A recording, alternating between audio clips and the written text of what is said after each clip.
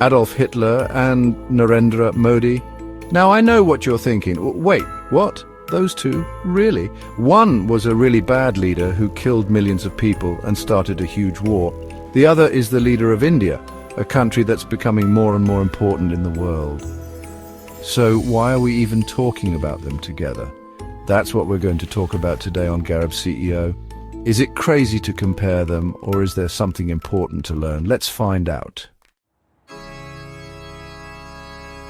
Let's go back in time a bit to a period of immense turmoil and transformation.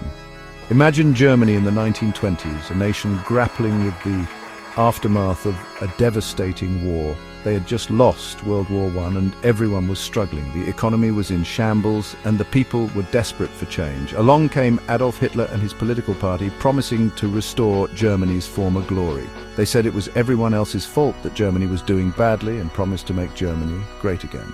Their message resonated with a populace eager for hope. Now, let's jump to India in the 1990s, a country on a different journey. India was still figuring things out after becoming independent from British rule. The nation was young and full of potential. Narendra Modi, a strong leader, became popular in the Bharatiya Janata Party, BJP. His vision for India captivated many. He also promised a better future for everyone, aiming to transform India into a global powerhouse. See, there are already some big differences. The context and challenges were unique to each nation. One country was hurting after a war, and the other was just trying to find its way. Both, however, were on the brink of significant change. Both Hitler and Modi are really good at getting people excited and making them support them. Hitler gave powerful speeches and used propaganda to make people angry and blame others for their problems. Modi is different. India is a democracy with lots of different opinions, so it's harder to convince everyone of one thing, but Modi's rallies are still huge. He talks about India being a strong and proud nation, and people really respond to that. Here's where things get really interesting. Being proud of your country is a good thing, right? Well, it depends. Hitler's kind of nationalism was very dangerous. He hated anyone who wasn't like him and wanted to hurt them. Modi's different, but some people are worried about him too. He and the BJP believe that being Hindu is very important to being Indian. Some people say this makes people who aren't Hindu, like Muslims, feel scared and unwelcome. Okay, let's talk about money stuff, but don't worry, I'll make it easy to understand. When Hitler came to power, Germany was a mess. No jobs, prices going crazy high. It was bad. He got people working again by spending a lot of money on the military and other projects, but it wasn't real improvement. He was borrowing money they didn't have and preparing for war. Modi faced different problems. India's economy was in bad shape too, with lots of corruption and things moving very slowly. Let's talk about the media, like TV and newspapers. These platforms have been the cornerstone of information dissemination for decades, shaping public opinion and influencing societal norms.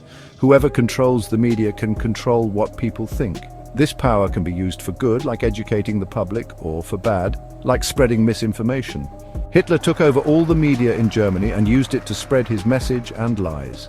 His propaganda machine was incredibly effective, manipulating the masses and consolidating his power. If you disagreed with him, you were in big trouble. Dissent was not tolerated, and the media was a tool for oppression and control. Modi does things differently because now we have the internet and social media. These platforms have revolutionized how information is shared, making it more immediate and accessible. He's really good at using things like Twitter and Facebook to talk to people directly. This direct communication helps him bypass traditional media channels and reach his audience instantly. But some people say he also uses these tools to silence people who criticize him, even though India still has freedom of the press.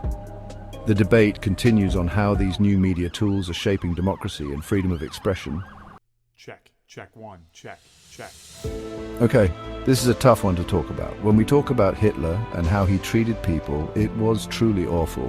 He killed millions of people just because they were Jewish. Comparing Modi to Hitler is not fair or accurate, but that doesn't mean Modi hasn't made mistakes. Some people say he hasn't done enough to protect Muslims in India, and that he doesn't always let people protest peacefully.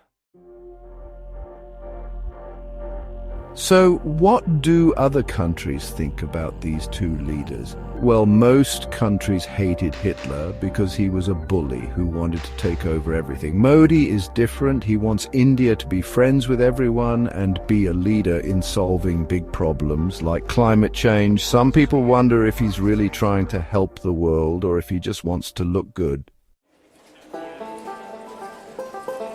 I'm not here to tell you what to think, but comparing leaders from different times is tricky. It's easy to see similarities, but we have to remember that things were very different back then. Yes, both Modi and Hitler became popular when their countries were having a tough time, and they both talked about national pride. But Hitler was a terrible dictator who destroyed democracy, while Modi leads a democracy with free elections and different political parties. Comparing leaders is complicated. It's not just about their policies or their speeches. We have to look at the context in which they operated, the challenges they faced, and the impact they had on their countries and the world. We have to think about history, politics, and culture. Each leader is a product of their time, influenced by the events and circumstances around them. Understanding this helps us see the bigger picture. We can learn from the past and watch out for leaders who want too much power. History has shown us the dangers of unchecked authority and the importance of vigilance in preserving democracy. But we also need to understand the difficulties of being a leader in a democracy. Balancing diverse opinions, making tough decisions, and striving for the common good is no easy task. Thanks for watching. If you liked this discussion, hit the like button, share it with your friends, and subscribe to Garib CEO for more. Your support helps us bring more insightful content to you. Let me know in the comments what you think. Is it fair to compare Modi and Hitler? Your opinions matter and can spark meaningful conversations. Until next time, stay informed and keep asking questions. Remember, an informed society is a strong society.